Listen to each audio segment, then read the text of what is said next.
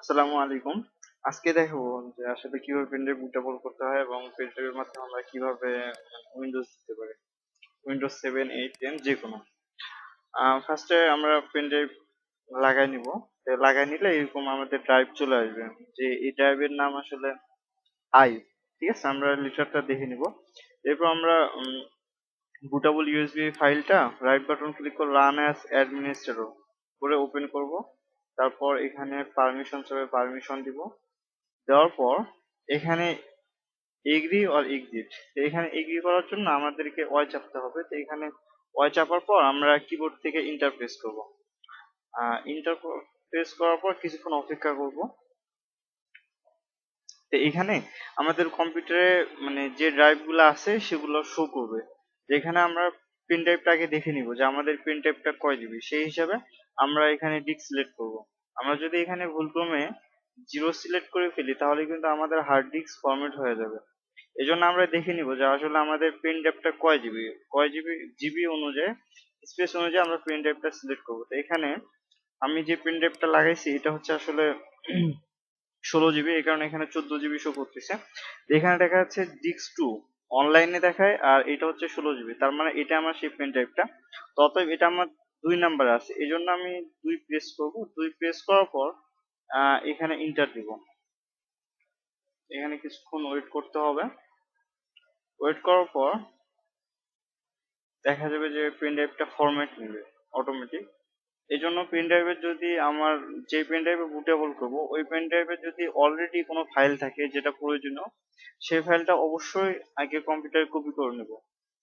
তাছাড়া যদি বুটেবল করতে যাই তাহলে পেন ড্রাইভের সবকিছু ডিলিট হয়ে যাবে।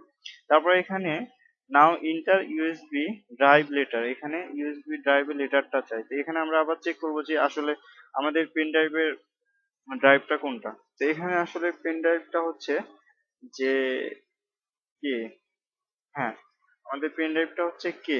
আমার এখানে মোডেম লাগা আছে সে কারণে যেটা আসছে। যদি আপনার এরকম কিছু না লাগা থাকে তাহলে এটা আসবে না, শুধুমাত্র যেটা পেন ড্রাইভ লাগানো হয়েছে সেটা আসবে। তো এখানে হচ্ছে এটা কে। তা এখানে আমি কে টাইপ করবো, কে টাইপ করার পর ইন্টার দেবো। এখানে আবার এটা ফরম্যাটিং হবে এবং ওই পেন ড্রাইভের মধ্যে কিছু ফাইল ক্রিয়েট হবে। কিছুক্ষণ ওয়েট করবো।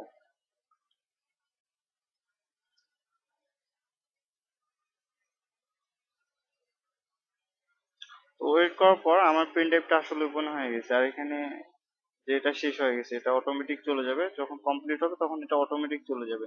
এখন যদি আমি কম্পিউটারে যাই, কম্পিউটারে গেলে এখানে আমি দেখতে পাবো যে আমার এই পেন ড্রাইভটা এখন এখানে উইন্ডোজ লেখা টাইপ হয়ে গেছে।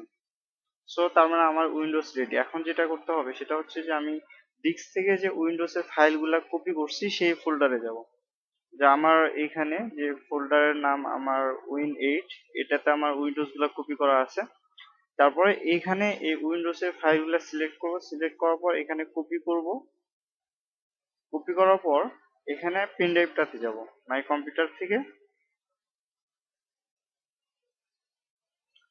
মাই কম্পিউটার থেকে পেন ড্রাইভে যাব। পেন ড্রাইভে যেয়ে এটা পেস্ট করে দিব। তাহলে আমার এটা যখন কমপ্লিট হয়ে যাবে তখন আমার উইন্ডোজ রেডি হয়ে যাবে। সো আশা করি বুঝতে পারছেন। আর খুব সহজে পেন ড্রাইভ বুটেবল করে ডিস্কের পরিবর্তে পেন ড্রাইভ দিয়ে উইন্ডোজ দিতে পারবেন। আল্লাহ হাফেজ।